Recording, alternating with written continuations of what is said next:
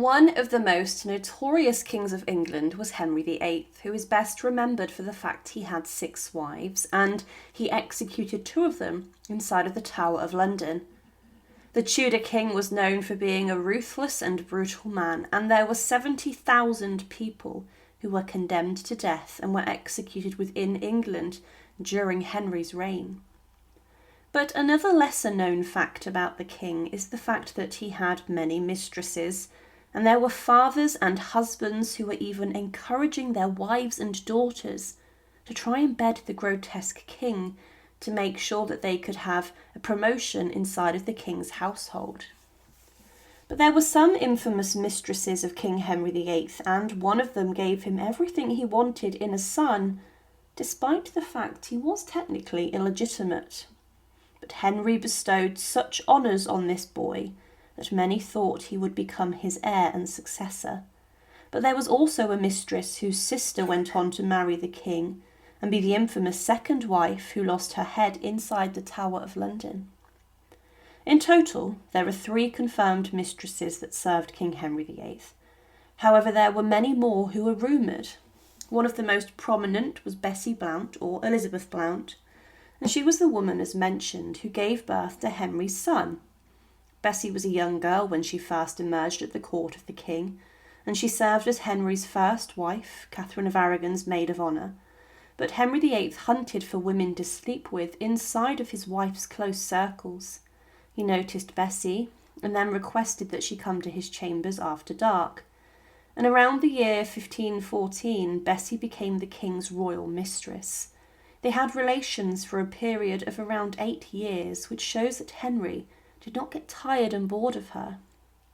But what is shocking is the possible age of Bessie Blount.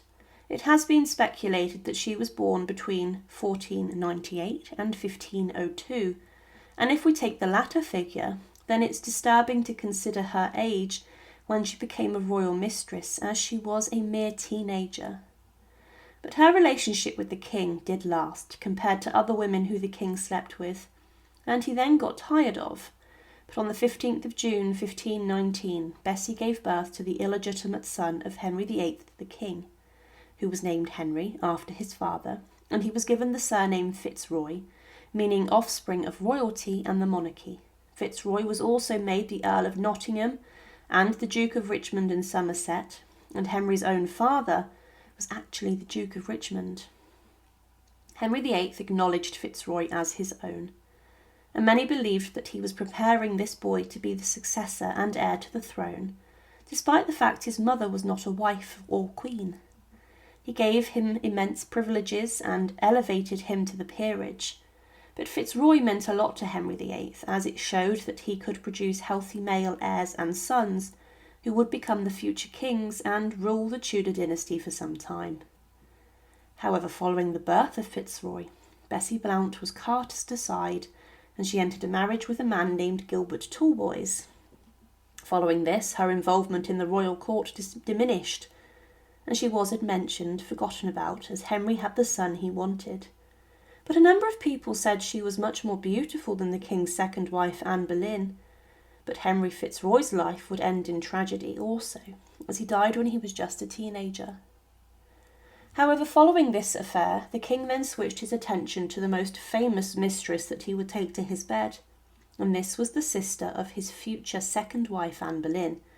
Now, Mary Boleyn was a woman who was sent to the French court by her father, who was a skilled ambassador, and it's believed that she also was a mistress to Francis I, the King of France.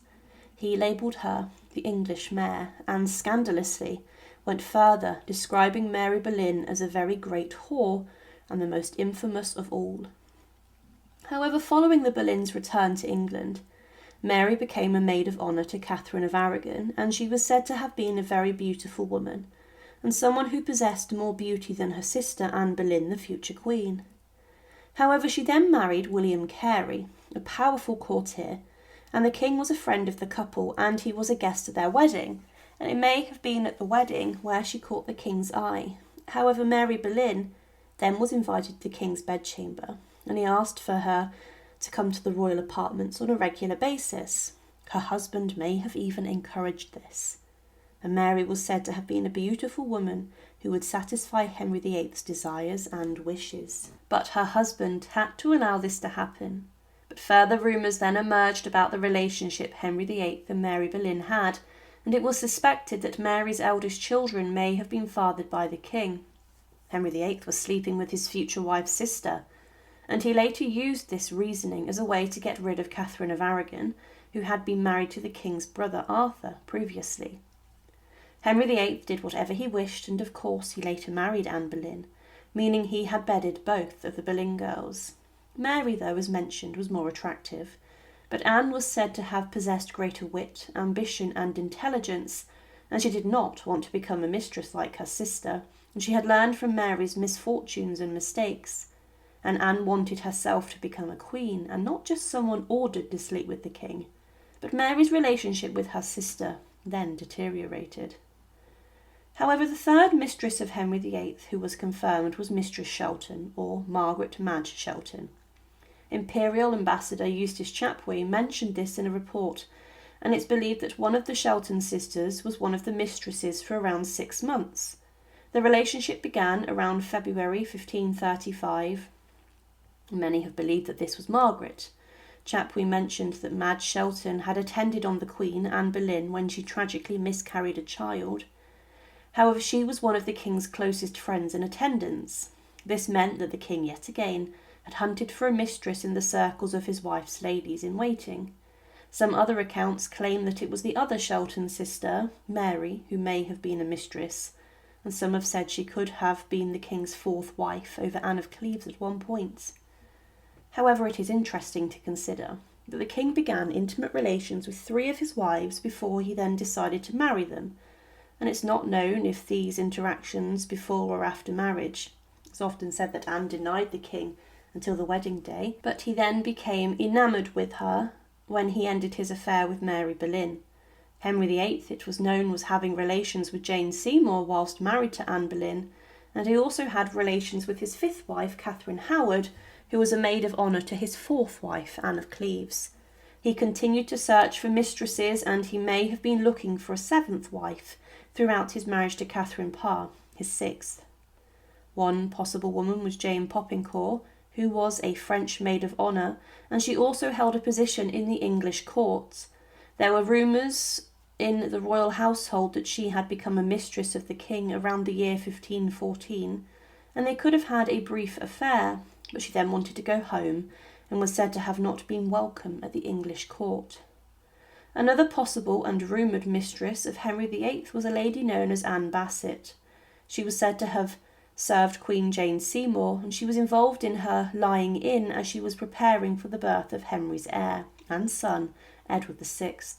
However, Anne caught the eye of Henry VIII around 1538 and may have taken to his bed.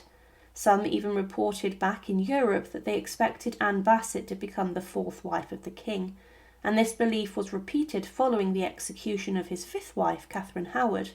She was well liked and popular member of the court, and she was later a maid of honour to Henry's eldest child, the future Queen Mary I. Another possible woman who took to the king's bed was Elizabeth Carey, who was the first half-cousin of Catherine Howard and Anne Boleyn. But she was close friends with Bessie Blount, and rumours persisted that she had slept with the king due to the fact Henry VIII gave her many lavish gifts, which included a huge number of beautiful diamonds and pearls, as well as other jewels.